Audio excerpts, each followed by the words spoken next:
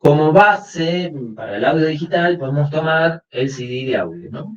El CD de audio lo que tiene es que tiene dos canales de audio con cada uno con un muestreo de 44.1 kHz y 16 bits. A ver, ¿alguien me puede decir qué significa kilohertz?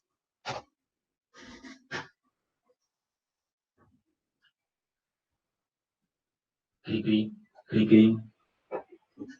1000 Hz, exacto. Kilo, habíamos dicho que era 1000, en cualquier forma de que lo veamos, kilogramo. Entonces, kilohertz quiere decir 1000 Hz. Entonces sería 44.100 Hz o veces por segundo, ¿no? Entonces, ¿qué quiere decir esto? Que para samplear con la calidad que tiene un CD de audio, lo que tengo que hacer es fijarme 44.100 veces por segundo cuál es, qué nivel tiene esa electricidad que es análoga a los cambios en la presión atmosférica. 44.100. Bien. Bastante, ¿no? 44.100 veces en un segundo. Ok. Acá viene una pregunta, o sea, ¿y por qué 44.100 y no otro número? ¿Se acuerdan que habíamos visto? ¿Quién se acuerda de cuál es la audición humana? ¿De cuánto podemos escuchar? 20.000. Gracias, Lucas. ¿Sí? De 20 Hz a 20 kHz. O sea, de 20 a 20.000 Hz. Entonces, ¿qué pasa? Imagínense, esto es por el teorema de Nikis, se deciden utilizar 44.100 veces, que es un poco más del doble de los 20.000, por una cuestión de que yo tendría que cortarle cualquier información que estuviera por arriba, que normalmente existe información más alta, con sonidos que no escuchamos, pero que están dentro, y entonces yo necesito, antes de alimentar el conversor analógico digital, cortarle la información que sea más alta que esa, para que no tenga que almacenar cosas que van a producir ruido, y los filtros que pueden cortar la información más alta no cortan justo en 20.000, van a tener una curva de corte, que van a ir cortando. Cada vez que nos alejamos más de 20.000 van a ir cortando cada vez más, pero no es una curva exacta. Por eso se utiliza un poco más que los 44.100 sampleos por segundo. Y acá vemos la velocidad de sampleo de el zoom, no sé si este es exactamente el que tenemos, es el H6, pero no sé si es exactamente el que tenemos.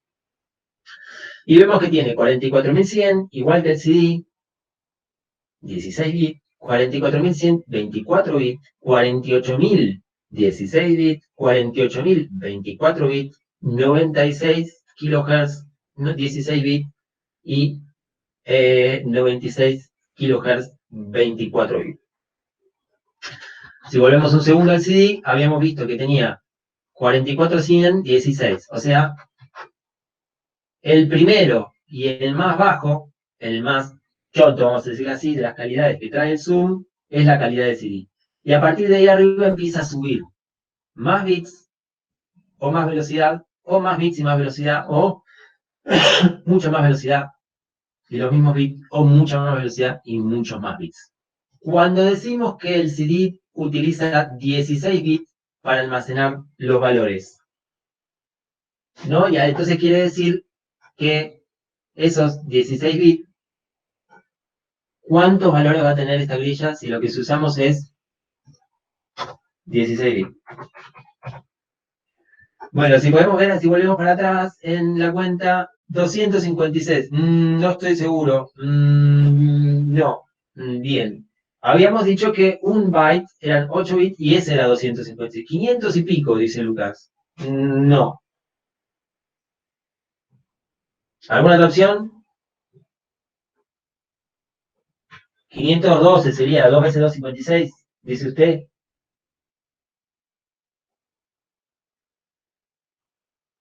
500 y pico. 256 por 16, pregunta un desconocido. No. 2048, no. Vamos, vamos que podemos. Vamos.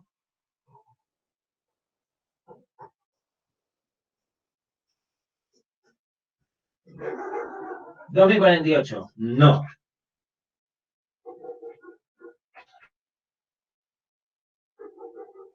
Sigo escuchando, ¿eh? 2024 por 16. 1024 por 16. 1024 por 16. No, tampoco.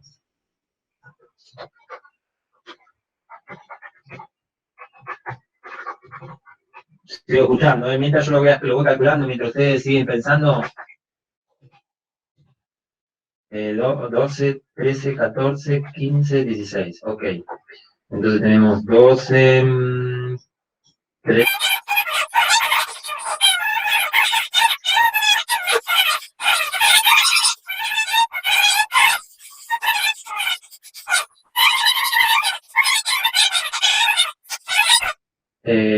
2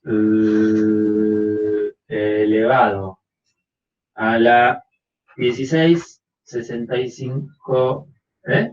Esto es 12, esto es 13, esto es 14, esto es 15.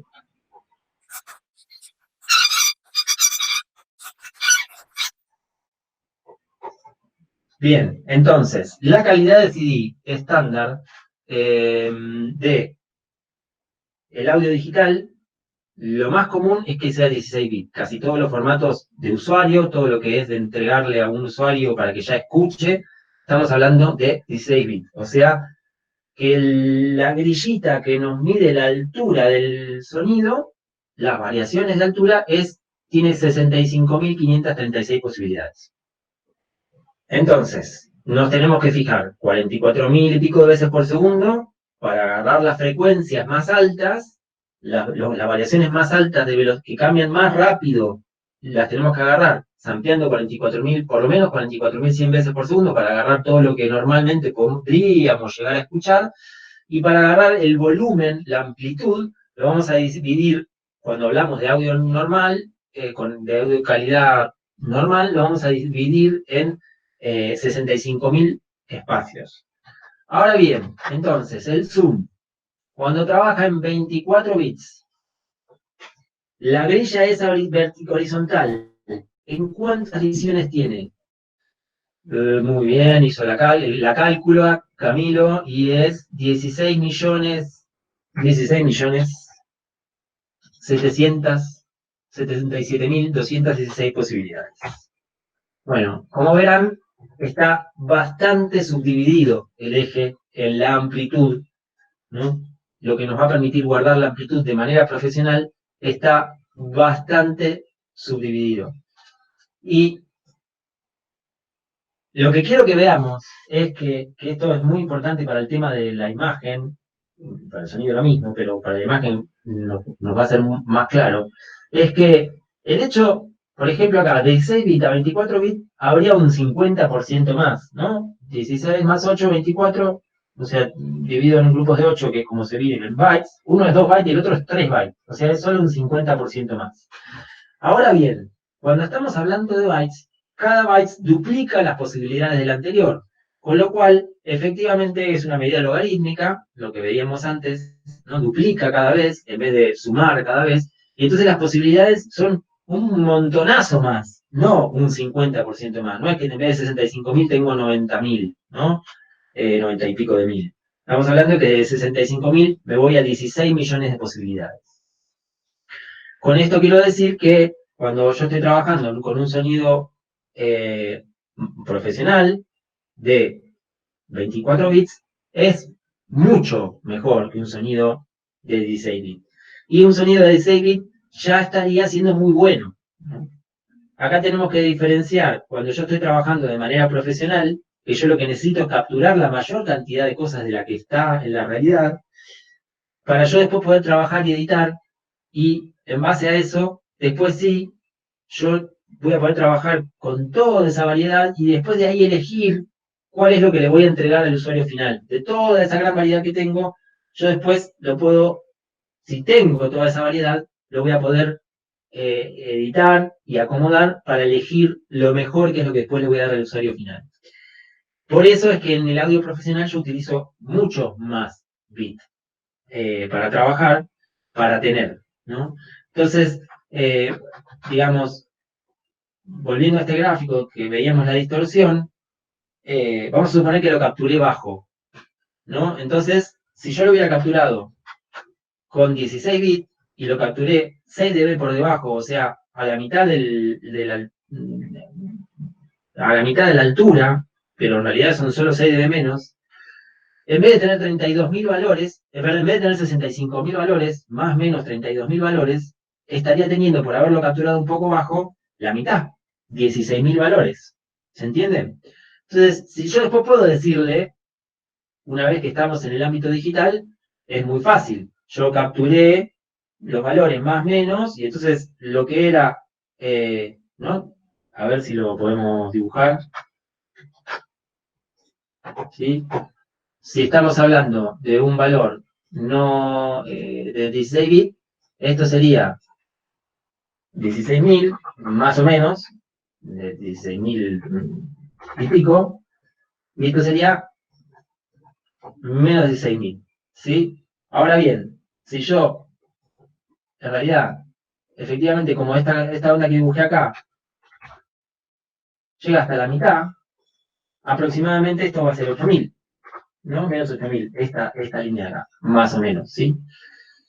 Entonces yo puedo agarrar y decirle, bueno, los valores que antes eran menos 8.000, multiplicarlos por 2. Es fácil. Y entonces me va a pasar a ser 16.000. Entonces voy a tener el doble de volumen, digámosle así. Ahora bien, esa escalerita, que ahora yo la amplié, antes tenía 8.000 escalones, y ahora mide de nuevo la escalera, vuelve a tener la altura de 16.000 escalones, ¿sí? Pero los escalones son el doble de grandes. Si bien ocupa todo el espacio, el escalón sigue siendo el escalón. Si yo acá había tenido un error al capturar porque me faltaban escalones, ese error se va a hacer mucho más grande al ampliarlo. ¿Se entiende? Sí, bien, oye. Bien. Entonces, por ejemplo, esta es una muestra de audio, ¿no? Es una persona hablando. Como vean, no, quedó un poco baja. O sea, los valores no están llegando ni siquiera a 10K, 10.000, ¿no? Quedó un poco baja. Si nos metemos, inclusive llegamos a ver el sampleo, ¿no? Cada sampleo. Bien. Entonces, yo puedo agarrar esta parte y decirle, no, yo quiero que tenga más volumen, ¿no? No hay problema. Ahora bien, ¿qué pasa? Ven que inclusive acá casi que se llega a notar. Ven que el, yo ya tenía valores que iban de 0 a 8.000, pongámosle, ¿no?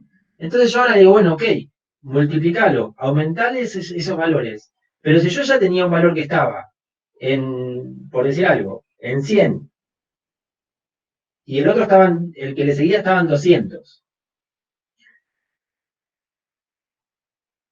Pero cuando eligió 200,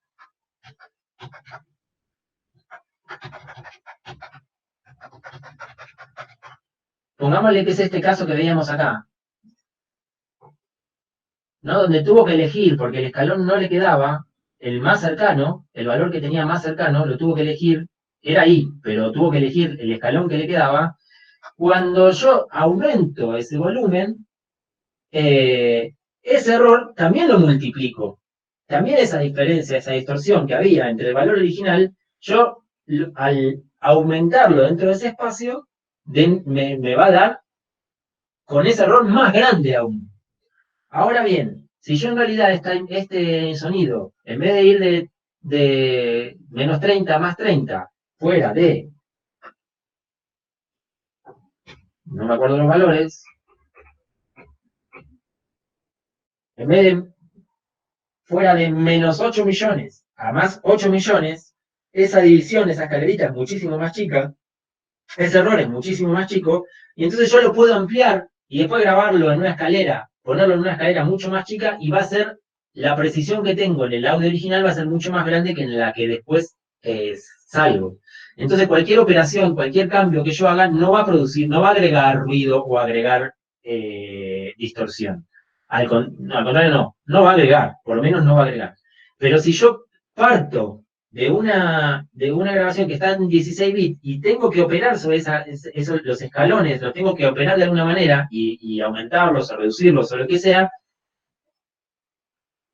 voy a tener que los errores o los problemas que haya tenido en la captura original se van a agrandar cuando yo haga operaciones. ¿Se entiende?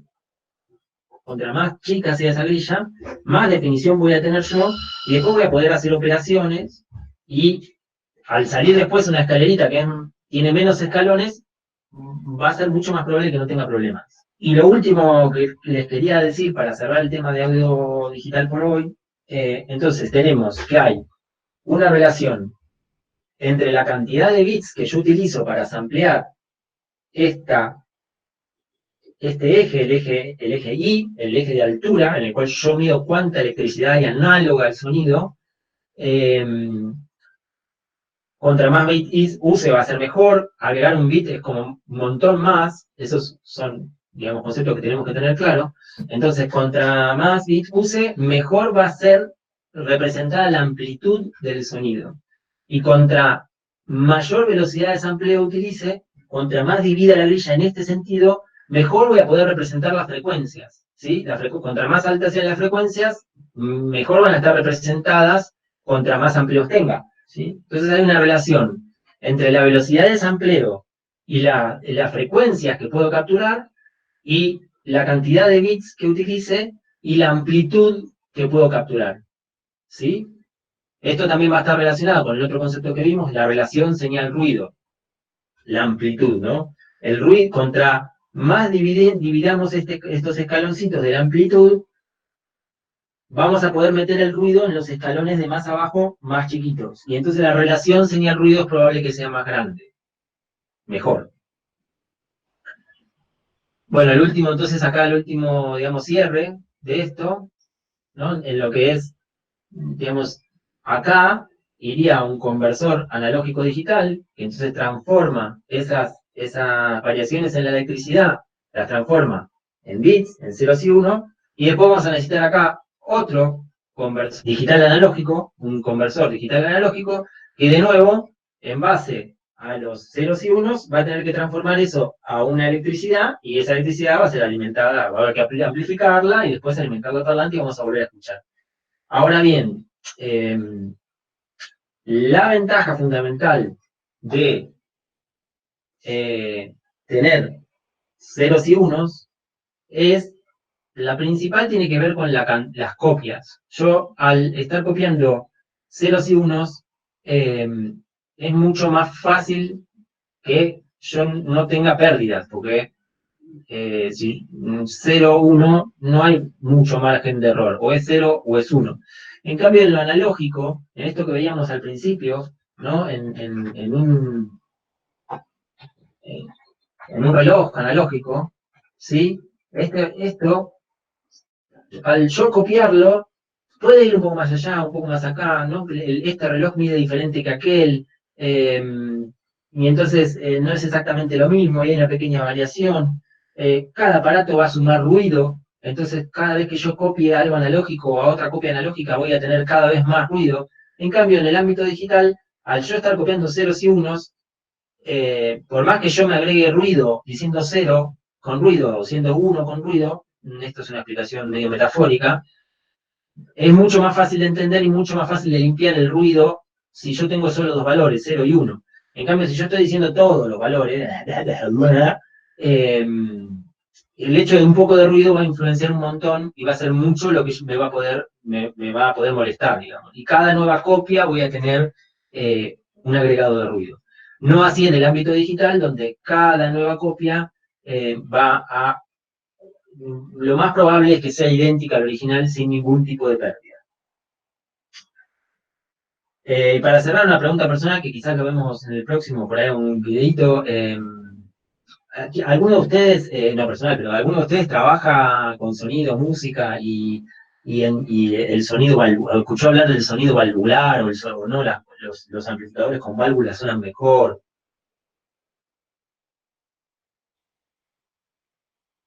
La discusión entre si el analógico es mejor que el digital.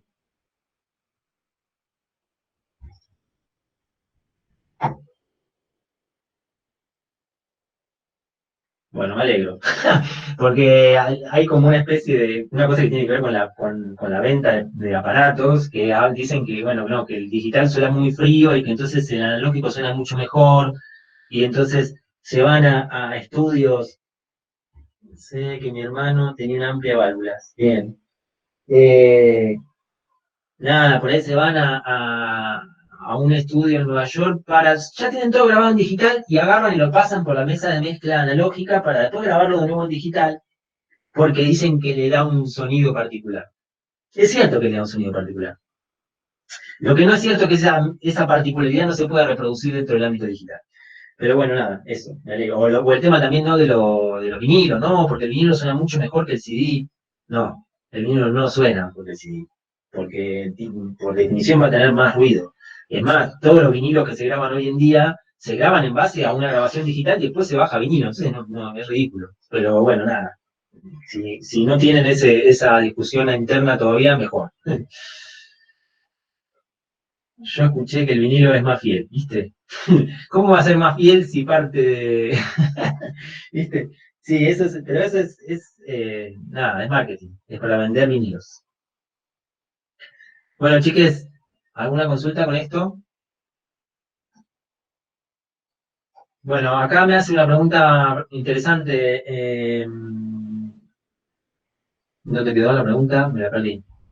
Ah, quedó más abajo. Tener un sonido con muchos bits no es como tener un video 4K. ¿Es una pregunta o es una afirmación, Dante? A ver, pónganse el micrófono, hablemos ahora. Un ratito, ya está cerrado. Es una pregunta nomás. Y ¿en qué sentido es la pregunta? En que me imagino que debe pesar más y debe servirte, pero si lo necesitas, porque si no lo necesitas es un montón, porque sí, al igual que supongo que fue el 4K. Exactamente. Acá Dante pregunta si tener un sonido con mucho bit no es lo mismo que tener un video de 4K. Y exacto, sí. Eh, es similar en ese sentido. No estás tener un video hoy en día, si uno va a terminar en alta definición común y no en 4K, hay que evaluar mucho si uno graba en 4K o no. Por esto mismo, va a ocupar mucho más espacio, va a ser más difícil de transferir los archivos, vamos a gastar más disco, etcétera. Y entonces, si vamos a terminar en HD, ¿para qué en 4K? Esto es similar. Ahora bien, nosotros como productores de contenidos, y en general nos conviene cubrirnos y tener más calidad en el original. ¿Sí? Porque, por ejemplo, si estamos trabajando en 4K, podríamos reencuadrar un poco la imagen sin perder tanta calidad, porque tenemos más calidad. Que es lo mismo que es el mismo ejemplo que decía de que si yo grabé con más bits y después necesito, por ejemplo, subir el volumen o hacer cualquier tipo de proceso, al tener los escaloncitos más chiquitos, después lo voy a poder acomodar en la otra escalera sin problema. Con el 4K pasa lo mismo. Entonces nosotros como productores de imágenes o de imágenes audiovisuales, en general nos conviene trabajar con la mayor calidad posible de entrada porque después nosotros le vamos a tener que dar procesos a esa información y entonces para después terminar en una imagen de la mayor calidad posible o un sonido de la mayor calidad posible. Pero es cierto que ahí hay que evaluar, ¿no? Hasta dónde, cuánto más vamos a usar.